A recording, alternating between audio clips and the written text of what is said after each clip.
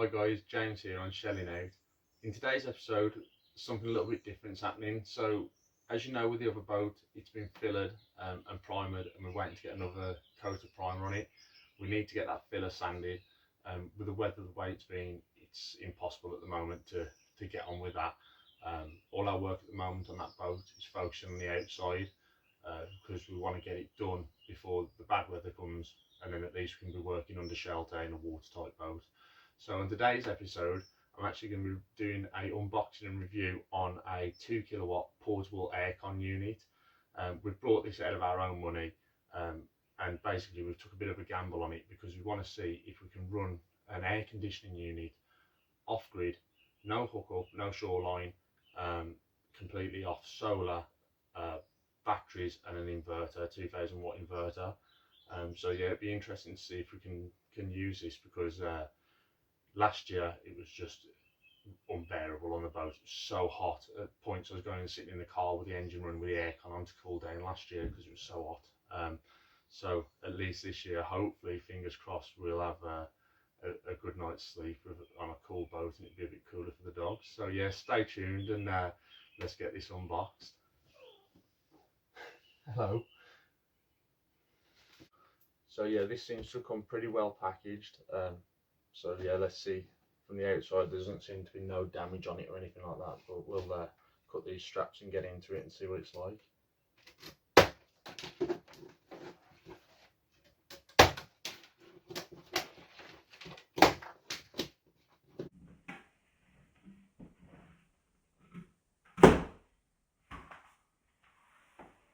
Carefully open in case of package, in case of damage. And it's got a picture of a Stanley blade and then what looks like an explosion going on. I think it just means it might scratch.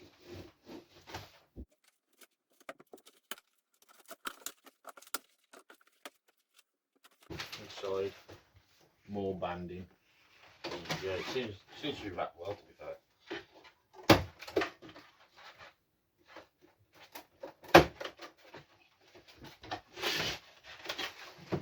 So we've got like a nozzle thing. I guess that's just where the ducting goes onto it. Ducting. So that's semi-flexible stuff, it's not the really bendy stuff, it looks like it's more rigid stuff.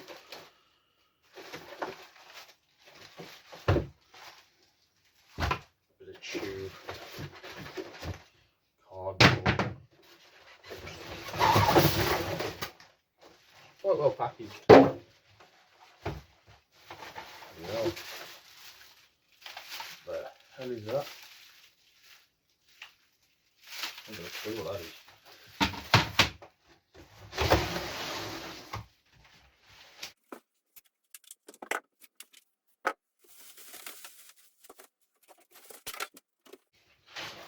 I don't even know what it is, to be honest. Max ordered it. It is a... Hold on. Probably should have got this prepared beforehand, to be fair.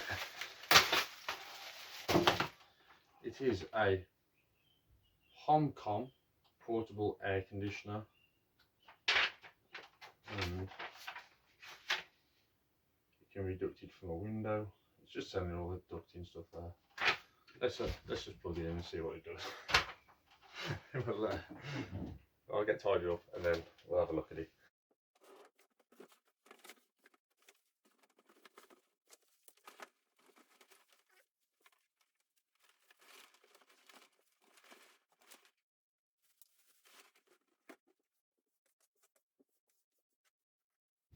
So yeah, first impressions of the size of this, it looks alright, man, to be fair. It doesn't look massive. Not sure what it does or how to work it yet. So, a bit of technical information. It is 1.46 kilowatts cooling and rated input is 560 watts. So yeah, I was completely wrong when I thought it was a 2 kilowatt one. It's only 560 watts input and 1.46 watts output. So hopefully, I mean, if our batteries are 5.5 kilowatts fully charged, That means that we could potentially run this for about 10 hours without solar if we had a fully charged battery. So that's crazy, like. But until we test it, we can check the voltage and stuff, what it's pulling. But we'll see what it's like. So yeah, this thing that I didn't know what it was actually a window duct kit. So you can put it out of like a normal UPVC glazed window.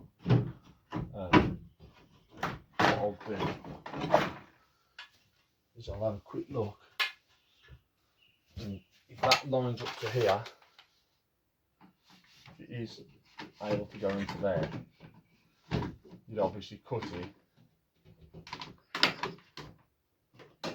and there's no reason why you couldn't cut that across there. So you've got this slider present, fix that into the window somehow, and just literally tape some polythene or something from there to there, if you wanted to do it that way. Where I'm planning on putting this is actually in the back bedroom, and we've got the end where, like, it's not an engine room like a traditional engine room, but where the engine is, there's like a little 4-foot room, but that's got a vent in the wall for where the old batteries used to be able to let gas out and stuff like that. And that's redundant now, so I was hoping to duct it straight out of that vent and see if that works, or alternatively I could take one of the mushroom ceiling vents off and duct it through there. But we'll have a look, I'll find out a good way to do it. So the way this actually ducts on, inside here there's like grooves in there, and that will just allow that piece of perforation there, I guess, we'll just twist into it.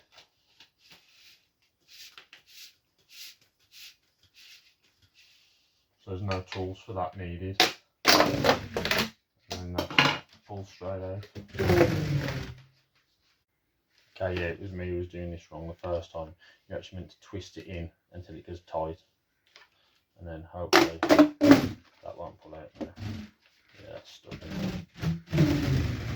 there. Yeah, that's solid, look. Yeah, so if you was worried, you could put some tape around it if you wanted to.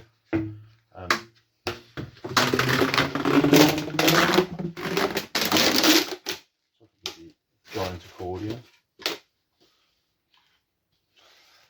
And then this just slots straight into there then, to duct it out the wall or out the window, wherever you want to duct it to, and that's attached then. And the same with that side, you screw that on, and that obviously goes to that window mount kit, which we aren't going to use.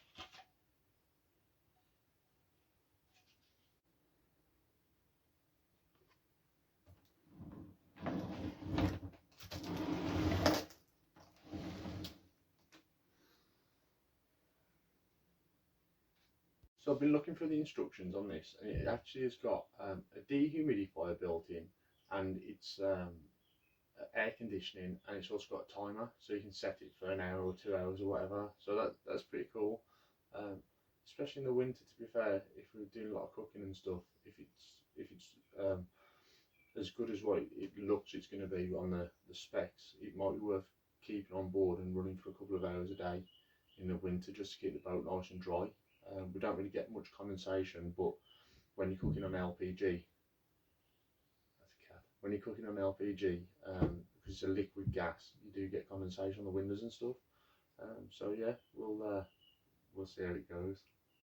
It's also got this feature, hose. Now you can put this on and run this to a bucket or whatever, and have continuous extraction on dehumidifier mode. So I mean, if you run this in an engine room and add it to like a bilge with like an automatic bilge pump, I guess you could run it continuously, like in a marina or something. I don't think there'd be any reason you couldn't do that to keep the boat really dry.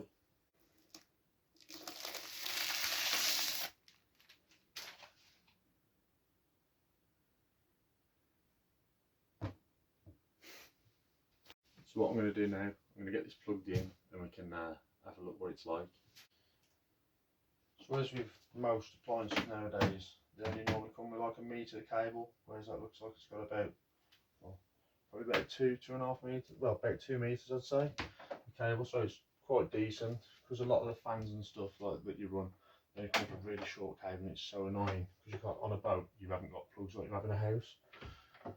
But yeah, let's plug it in and see what it does. They don't even have batteries. Let's find some batteries, or good batteries. So far what I've done, I've plugged it in, tested it. It doesn't do heating, so the numbers that go up is only the room temperature. So what I've gone to the inverter, turned it up, and it's not actually doing any heating. All that does is run the fan to keep it at that temperature. So if you set it to 31, some aircon units will heat the room, but this one doesn't. So all it will do is just run the fan. The compressor won't kick in, so you can just use it like a normal fan basically.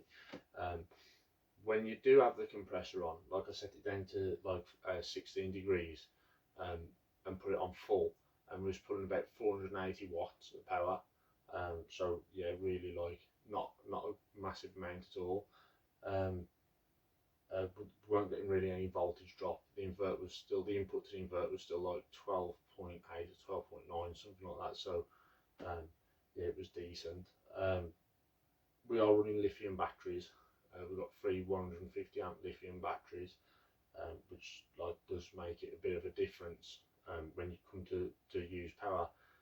Like in the summer, we always use like an induction oven stuff, because it doesn't cost us nothing that way. Because otherwise you're spending money on gas. But yeah, we've found so far that this should hopefully work. How long we can get out of it, I don't know. It's 18 degrees in here now at the moment,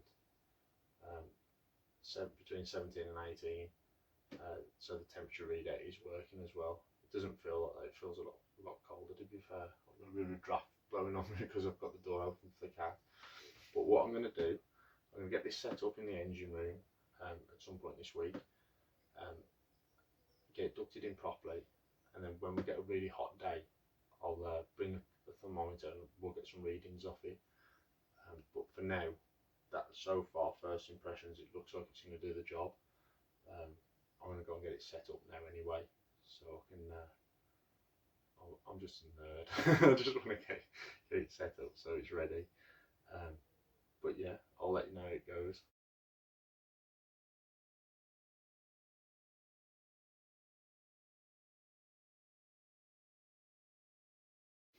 So I've tested this on full and on so full on dehumidifier. It takes up 479 watts of power, and then full on fan, 123 watts of power. So pretty decent. Hopefully, if it's as good as what it makes out to be, we'll have a good, nice, cool summer on the boat. The other thing is as well, because although it's only taking up a low voltage, again, like I say, the output is meant to be 1.46.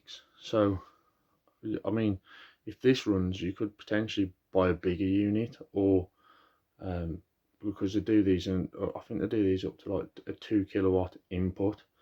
But I mean, it's pretty big. It's about the same size as a gas bottle, I'd say. It's a fair size, like a 13 kg gas bottle, and that ducting is like a 6-inch duct. It's quite a good setup, and I think this was less than £200.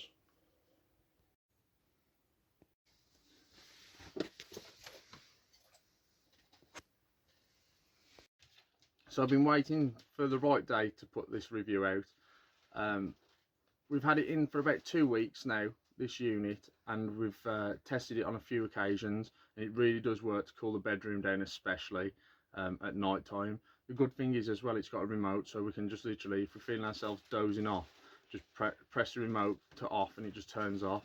I'd definitely recommend one. If you've got the power that you can run one of these, it's definitely worth having for the summer. You know how hot it gets on a boat. We've just got in from a walk, and it's still pretty warm on the boat, so I'm probably going to chuck it on now. and let it cool down. But yeah, definitely I would recommend one from our experience so far. I don't know what it's going to be long term, obviously we haven't put it to that test, but yeah, I hope you like this video. I know it's something different. We will be getting back on to the videos with the other boat.